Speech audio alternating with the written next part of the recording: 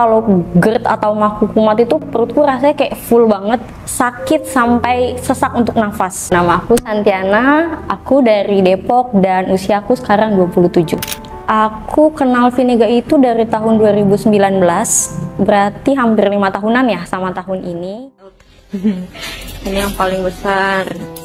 Biasanya kalau yang besar ini dibeli sama kakak. Nih, kalau yang besar-besar ini kakak, kalau yang kecil-kecil ini juga di heal tapi sudah dicopot. Tadinya niatnya mau ditaruhin tanaman. Aku konsumsi karena aku pribadi ada GERD dan lambung, dan varian yang aku konsumsi kayaknya hampir semuanya ya. Apel, nanas, lemon itu aku konsumsi. Kalau GERD atau maku kumat itu perutku rasanya kayak full banget, sakit sampai sesak untuk nafas. Nah itu biasanya ya, sebelum aku kenal Viniga itu butuh waktu 2 jam sampai membaik. Dan aku taunya kalau aku itu GERD atau lambung, by searching aja mbak. Aku searching kan, aku searching segala macem, ketemulah salah satu solusi untuk si emah ini adalah cuka apel. Akhirnya coba deh. Dan sebelum pakai brand Viniga di Health ini, aku pakai yang brand luar, tapi tidak cocok. Mungkin memang jodoh dan ketemunya sama di Health ya.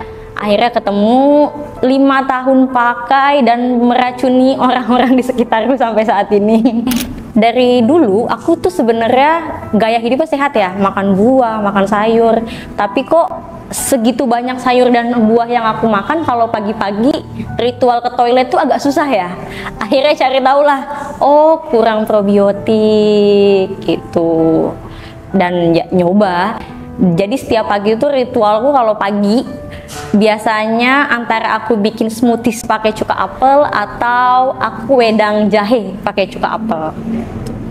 Kalau dari dulu sampai sekarang itu aku agak ekstrim ya mbak. Jadi kalau orang lain mungkin konsumsi cuka apelnya itu hanya pagi atau malam aja. Kalau aku tuh di mana aja dan kapan aja gitu. Kalau pagi biasanya kayak yang aku bilang, aku bikin green smoothies atau aku bikin jejamuan. Tapi aku selipkan 2 sendok atau 1 sendok. Terus kalau di kantor aku standby 1 botol khusus. Nah kalau yang lain itu boba-bobaan, biasanya aku tuh kelapa muda pakai madu mitang, terus habis itu pakai cuka apel. Nah kalau malam sebelum tidur aku juga jejamuan juga. Ritual khusus banget itu, jamu yang dibikin sendiri pakai cuka apel, pakai madu mitang. Kalau aku pribadi sebagai alumni GERD dan lambung, sebetulnya aman-aman aja, tapi mungkin tipsnya kalau yang lain mau cobain itu harus ada campurannya. Misalnya madu, kalau langsung diminum air hangat dengan si cuka apel mungkin kan langsung perih di lambungnya, tapi butuh madu juga. Terus kalau misalnya mau bereksperimen lagi, kayak yang aku bilang, bikin jamu-jamuan, rempah dari yang disuka aja. Kalau nggak suka kunyit bisa pakai jahe. Kalau udah mencintai jahe dicampur lagi sama serai, sama lengkuas. Pokoknya bumbu-bumbu di dapur aja. Sudah 5 tahun enggak ya. Biasanya kalaupun kumat itu kalau aku lagi di luar dan aku nggak bawa si cuka apel ini. Gitu. Kalau di rumahku itu kan aku stok yang 500 ml, di kantor itu 250. Kalau kemana-mana yang 100 yang kecil yang mungil. Nah kadang kalau aku nggak bawa, terus habis itu aku makannya sembarangan, biasanya sih kumat. Bukan kumat dalam arti seperti dulu ya, bukan, tapi kayak ada rasa nggak nyaman di perut. Kalau dulu itu kan sampai yang menyakitkan.